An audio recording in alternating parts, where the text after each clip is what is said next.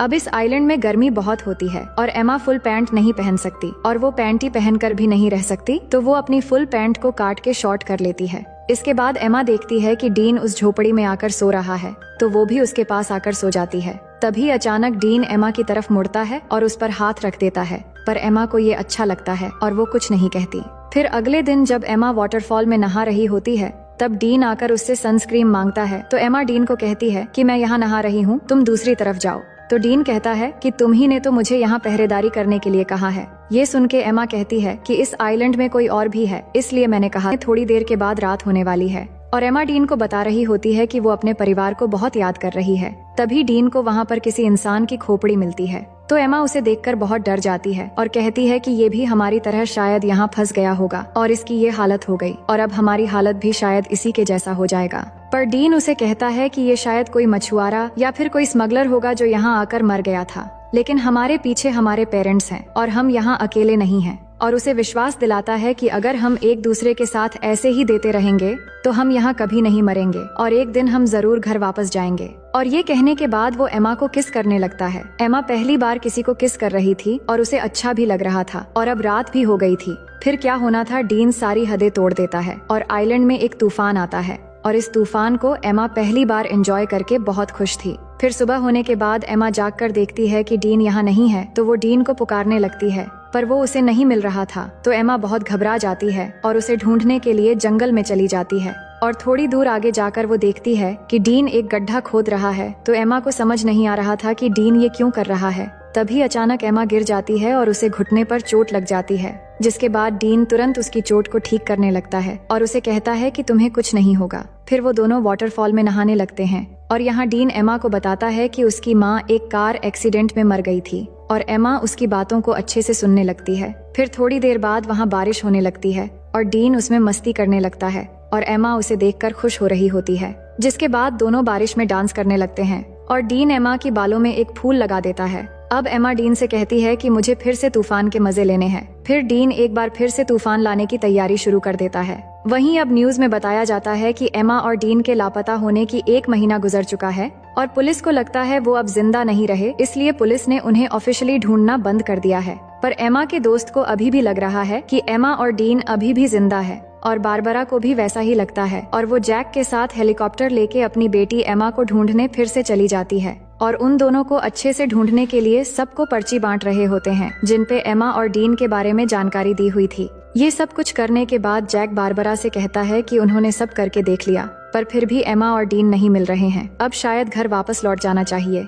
ये सुनकर बारबरा उदास हो जाती है और घर चली जाती है। दूसरी तरफ डीन एमा को हरी रोशनी के बारे में बता रहा होता है, जिसके बारे में उसकी माँ ने उसे बताया था, और वो बताता है कि वो रोशनी सूरज के डूबते समय दिखती है, पर डीन ने उस रोशनी को आज तक कभी नहीं देखा है। अब यहाँ उन्हें कुछ और हफ्ते बीत जाते हैं और दोनों आइलैंड के खूबसूरत एनवायरनमेंट के मजे लेने लगते हैं। वो समुद्र में नहाते हैं और बहुत मजे करते हैं और ऐसे ही वो एक दूसरे के बहुत करीब आ जाते हैं और जब भी उनका मन करता है तो वो तूफान और भूकंप के मजे लेते रहते थे। अब ये सब कुछ होने के बाद एमा डीन से पूछती है कि तुमने पहली बार कैसे किया था और वो कौन थी। तो डीन बताता है कि जब मैं स्कूल में था तब मेरा एक दोस्त थी जो मुझसे उम्र में बड़ी थी। अब डीन जानता था कि एमा की ये सब कुछ पहली बार थी, तो वो पूछता है तुम्हें कैसा लगा। तो वो बताती है कि अच्छा था, लेकिन तूफान की वजह से गलत जगहों पर रेत चली गई। इसके बाद एमा कहती है कि मुझे और एक्सपीरियंस करनी है, तो डीन कहता है कि ठीक है। अब आगे हम देखते हैं कि दोनों जंगल में जाते हैं कुछ फल लाने के लिए और डीन थोड़ी आगे जाकर फल तोड़ने लगता है। तभी अचानक उन्हें एक प्लेन की आवाज सुनाई देती है, तो दोनों खुली जगह की तरफ भागने लगते हैं और डीन जल्दी से आकर उस प्लेन को सिग्नल देने के लिए एमा की बैग में फ्लेयर गन ढूंढने लगता है, पर उसे वो नहीं मिलती। लेकिन तब तक वो प्लेन उनसे बहुत दूर चली जाती है। फिर एमा फिर से उस फ्लेयर गन को ढूंढने लगती है, पर उसे भी नहीं मिलती। तो एमा को लगता है कि उस आइलैंड पर कोई और भी है जो उनके चीजें चुरा रहा है। फिर आगे हम देखते हैं कि कुछ दिन और बीत गए हैं, पर उनके ऊपर से अब तक सिर्फ एक ही प्लेन गुजरा है और कोई भी उन्हें बचाने नहीं आया है। दोनों झोपड़ी में बैठ के बात करने लगते हैं कि उन्हें अब घर वापस जाने की उम्मीद छोड़ देनी चाहिए और यहाँ जंगल में पूरी तरह एक दूसरे के साथ बिताने का फैसला कर लेना चाहिए। तभी अचानक डीन को किसी जानवर की आवाज आती है, तो डीन जंगल में जाता है उस जानवर को ढूंढने के लिए। तो एमा को डीन की चिंता होने लगती है, तो वो भी उसके पीछे चली जाती है और वही डीन जैसे ही थोड़ा आगे जाकर देखता है तो वहाँ एक ब्लैक पैंथर होता है जिसे देखते ही वो भागने लगता है और भागते भागते काफी दूर जाने के बाद वो अचानक जमीन पे गिर जाता है।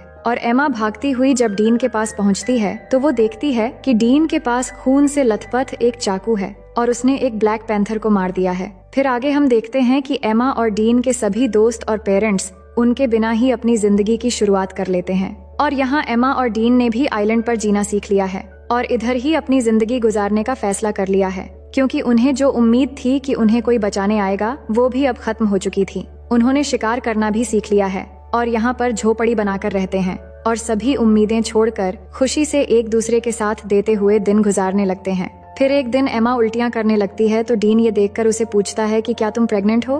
तो एमा कहती है कि नहीं, उल्टियां बस ऐसे ही हो गई हैं। इसके बाद एमा अच्छा महसूस करने के लिए डीन के साथ लेट जाती है, पर जब वो दोनों बात कर रहे होते हैं तभी एमा की खोई हुई चीजें ऊपर से गिरने लगती है और जब वो दोनों ऊपर देखते हैं तो वहाँ पेड़ पर एक बंदर होता है जो उनके सामान फेंक रहा होता है और वो देखते हैं कि बंदर के हाथ में वो फ्लेयर गन भी है जो डीन को उस दिन नहीं मिला था। तो उस बंदर को एमा एक केला दिखाती है तो वो गन नीचे फेंक देता है, जिसके बाद उन्हें ऊपर से एक हेलीकॉप्टर की आवाज आती है तो वो भागते हुए खुली जगह पर आते हैं और एमा गन लोड करके फायर करती है तो वो हेलीकॉप्टर वाले उन्हें देख लेते हैं, जिसके बाद वहाँ से उन्हें रेस्क्यू कर लिया जाता है। और अब फाइनली दोनों 3 महीने के बाद वापस आ जाते हैं और एयरपोर्ट पे एमा और डीन के दोस्त और पेरेंट्स उनसे मिलकर बहुत खुश हो जाते हैं, जिसके बाद दोनों के पेरेंट्स उन्हें अपने अपने घर लेकर चले जाते हैं। अब घर आने के बाद डीन उसी रात को एमा से मिलने जाता है और वो बात करते हैं कि घर वापस आकर कितना अजीब लग रहा है। और यहाँ डीन एमा को किस करने वाला होता है, पर एमा नहीं करती और कहती है कि हर 10 मिनट में उसके पेरेंट्स उससे मिलने आ रहे हैं, अब शायद तुम्हें यहाँ से चले जाना चाहिए।